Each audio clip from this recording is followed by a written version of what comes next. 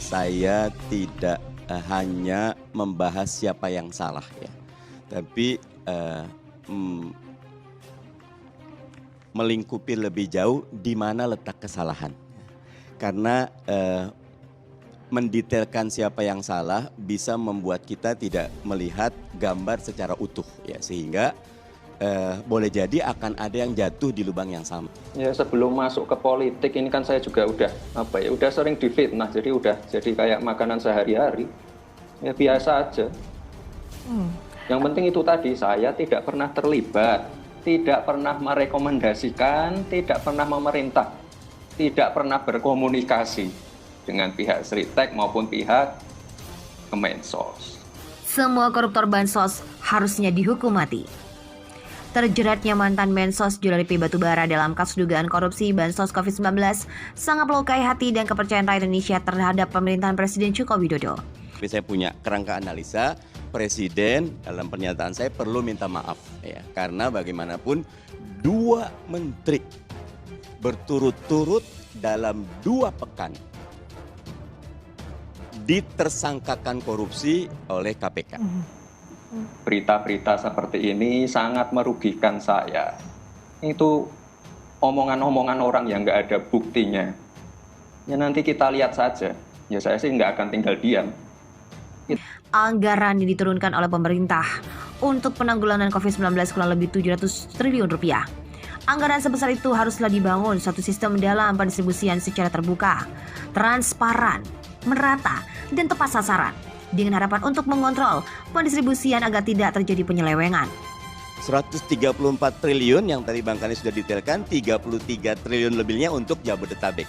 Harapan kami tentu tidak boleh suuzon ya, tetapi preparing for the worst untuk teman-teman KPK, boleh jadi apa yang terjadi sekarang ini seperti fenomena gunung es ya, karena selain Kementerian Kemensos, ada Kementerian UMKM, ada Kementerian Kesehatan, ada kementerian yang lain yang memang betul-betul. Dan satu yang tadi saya lihat, teman-teman KPK sudah berusaha dengan sowan ini, quote and unquote, melawan logika publik yang harusnya berjarak, tapi teman-teman KPK merendahkan hati datang untuk tindakan preventif, tapi ternyata, nih Bang Karni, ini Detikcom ini ya, Mensos raih penghargaan gitu loh, dan untuk atasi sosok inspiratif untuk atasi COVID-19, tetapi ternyata terjadi apa yang dikhawatirkan. Kenapa Bang Karni? Karena memang tidak bisa Pak Jokowi cuma mengatakan jangan korupsi, jangan korupsi, jangan korupsi, tapi ternyata tidak memperbaiki mekanismenya.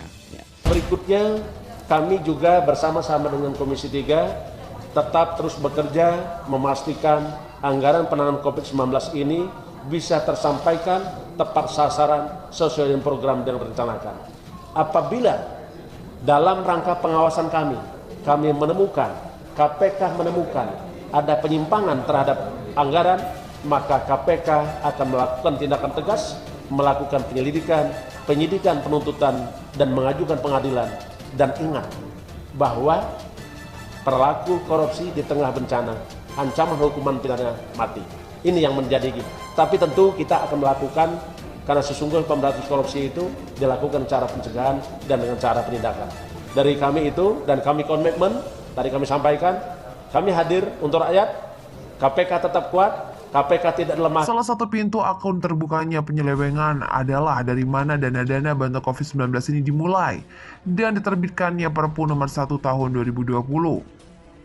Pasal 27 menyatakan biaya yang telah dikeluarkan pemerintah dan lembaga anggota KLISSK dalam rangka pelaksanaan kebijakan pendapatan negara termasuk kebijakan di bidang perpajakan, kebijakan belanja negara termasuk kebijakan di bidang keuangan daerah, kebijakan pembiayaan, kebijakan stabilitas sistem, keuangan dan program pemulihan ekonomi nasional merupakan bagian dari biaya ekonomi untuk penyelamatan perekonomian dan krisis dan bukan merupakan keuangan atau kerugian negara.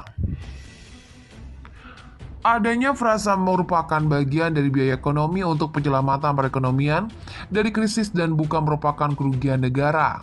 Membuka pintu awal penyalahgunaan dana-dana tersebut dikarenakan kebijakan tersebut dapat dinilai bukan merupakan kerugian negara atas dasar penyelenggaraan atau penyelamatan ekonomi negara. Selain itu, menurut Gusti Made Ivan, juga tidak adanya fungsi check and balance antara legislatif dan eksekutif dalam mengelola dan mendistribusikan dana bantuan COVID-19 secara transparan dan akuntabel. Mengingat telah dihapuskannya fungsi-fungsi pengawasan dan penganggaran yang dimiliki oleh DPR.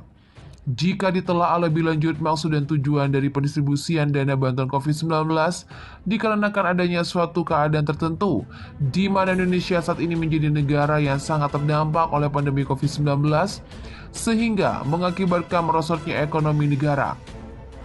Maka dari itu, hadirnya dana tersebut untuk memberikan suntikan untuk kelangsungan hidup rakyat sehingga daya beli masyarakat tetap terjaga, mengingat hal tersebut salah satu bentuk dalam menjaga perekonomian negara. Melihat Undang-Undang 31 tahun 99 tentang pemberantasan tindak pidana korupsi pasal 2 ayat 2, Gusti Made Ivan menyarankan sangat perlu dilakukan tindakan yang extraordinary dalam hal tindak pidana korupsi sebagaimana dimaksud dalam ayat 1 dilakukan dalam keadaan tertentu. Pidana mati dapat dijatuhkan dan KPK diminta harus menyeret seluruh pihak yang melibat dalam kasus dugaan korupsi bansos COVID-19. Selain itu, Juliari dalam perkara ini, KPK juga telah menetapkan 4 orang lain sebagai tersangka, yakni Matius Joko Santoso dan Adi Wahyono selaku pejabat pembuat komitmen di Kementerian Sosial dan 2 orang pihak swasta terduga memberi suap yakni Adrian IM dan Haris Sidabuki. Soal paket bansos COVID-19 dipotong Rp100.000, KPK akan telusuri ke vendor. Komisi Pemberantasan Korupsi atau KPK mendapat informasi adanya pemotongan bantuan sosial atau bansos COVID-19 yang seharusnya senilai Rp300.000 menjadi Rp200.000 per keluarga. Terkait hal tersebut, KPK akan menelusuri lebih lanjut ke layakan dari perusahaan-perusahaan ditunjuk untuk menyalurkan bansos tersebut. Oleh karena itu, ia menyatakan bahwa pihaknya akan mendalami informasi tersebut untuk mengetahui berapa nilai bansos sembako yang seharusnya diterima masyarakat. KPK telah menetapkan Menteri Sosial Juliari Batubara sebagai tersangka bersama 4 orang lainnya, yaitu 2 PPK di Kemensos Matius Joko Santoso atau MJS dan Adi Wahyono atau AW, serta dari pihak swasta Adrian IM atau AIM dan Haris Sidabuki atau HS. KPK menduga Mensos menerima suap sebesar Rp17 miliar dan fee pengadaan bantuan sosial sembako untuk masyarakat Jabodetabek COVID-19 di Jabodetabek. Periksa Dirjen di Kemensos, KPK dalami proses penunjukan vendor bansos COVID-19. Komisi Pemberantasan Korupsi atau KPK memeriksa Ditjen Pelindungan dan Jaminan Sosial atau Linjamsos, Kementerian Sosial atau Kemensos, PP Nazarudin pada Senin 21 Desember 2020 untuk mendalami proses penunjukan langsung para vendor yang menyalurkan bantuan sosial atau bansos COVID-19 untuk wilayah Jabodetabek pada tahun 2020. PP diperiksa sebagai saksi untuk tersangka Mensos Juliari P. Batubara atau JPB dan kawan-kawan dalam penyidikan kasus suap dalam pengadaan bansos untuk wilayah Jabodetabek tahun 2020. KPK telah menetapkan Juliari bersama 4 orang lainnya sebagai tersangka, yaitu 2 pejabat pembuat komitmen atau PPK di Kemensos Matius Joko Santoso dan Adi Wahyono atau AW, serta dari pihak swasta Adrian IM atau AM dan Haris Sidabuki. KPK menduga Mensos menerima suap senilai 17 miliar dari fee pengadaan bantuan sosial sembako untuk masyarakat terdampak COVID-19 di Jabodetabek. Pada pelaksanaan paket sembako atau bansos, periode pertama diduga terima 12 miliar rupiah untuk fee, yang pembagiannya diberikan secara tunai oleh Matius Joko Santoso kepada Juliari melalui Adi Wahyono dengan nilai 8,2 miliar rupiah. Pemberian uang tersebut selanjutnya dikelola oleh Eko dan Selvi selaku orang kepercayaan Juliari untuk digunakan membayar berbagai keperluan Juliari batubara. Untuk periode kedua, pelaksanaan paket sembako terkumpul uang fee dari Oktober 2020 sebagai sampai dengan Desember 2020 sejumlah 8,8 miliar yang juga diduga untuk dipergunakan untuk keperluan Juliari. Untuk fee tiap paket bansos disepakati oleh Matius Joko Santoso dan Adi Wahyono sebesar Rp10.000 per paket sembako dari nilai Rp300.000 per paket bansos.